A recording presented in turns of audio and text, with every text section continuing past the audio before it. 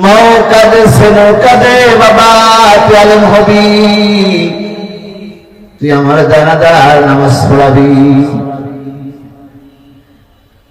মহল্লার আমার জানাজার নামাজ পড়াবে, অনেক দূরের ব্যাপার।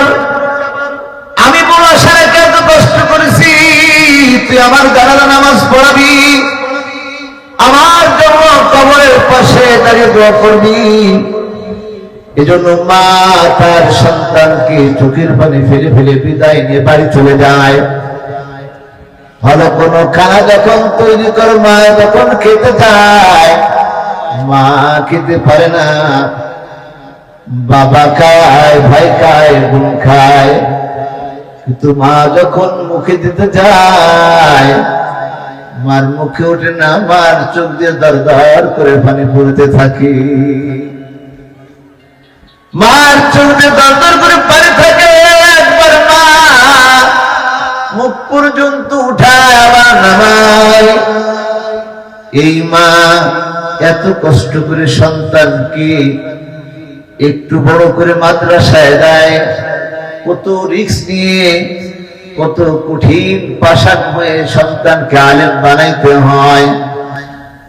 আমার ভাইয়েরা, এজন্য এই সন্তানে আপনি আপনি আলেম হয় না, বাপ্পার চোখের পানি, বাপ্পার এই দুয়ার কারণে আল্লাহ পাক রব্বে কারীম ওই সন্তানকে মানুষ করেন, আলেম বানান, হাফেজ বানান।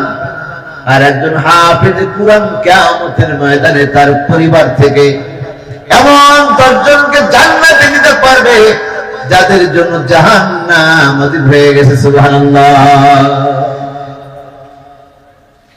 হাদিস শরীফ আসছে, রাসূল পাক সাল্লাল্লাহু আলাইহি ওয়াসাল্লাম বলেন, আল্লাহ পাকের এক বান্দার একটা মাত্র নেকি কম, একটা নেকি কম হওয়ার কারণে তার জাহান্নামের ফয়সালা হয়ে যাবে। কোথায় যাবে?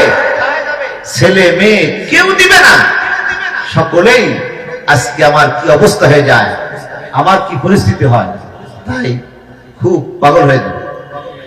হঠাৎ করে মনে পড়বে, হায়রে দুনিয়ায় তো আমি একজন আলেমকে 1 গ্লাস পানি পান করাইছিলাম, অথবা 1 ঘটি ওজুর পানি দিয়েছিলাম, দেখি না আজকে সে আলেমকে পাই কিনা। হাদিসে আসছে, খুঁজতে খুঁজতে খুঁজতে খুঁজতে ওই ব্যক্তি ওই আলেমকে পেয়ে যাবে, তিনি ফুলসিরাত পার হচ্ছেন, পার হওয়ার জন্য লাইন দিচ্ছে, কাতার দিচ্ছে।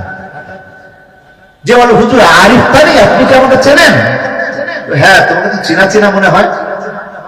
হুজুর আমার একটা মতরে নাকি কম হয়ে গেছে, আজকে আমাকে জাহান্নামে চলে যান।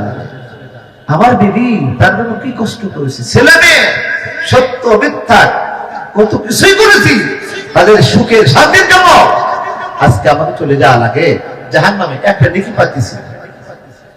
আপনি কি একটু উপকার করতে পারেন? আপনাকে আমি 1 গ্লাস পানি পান করাইছিলাম।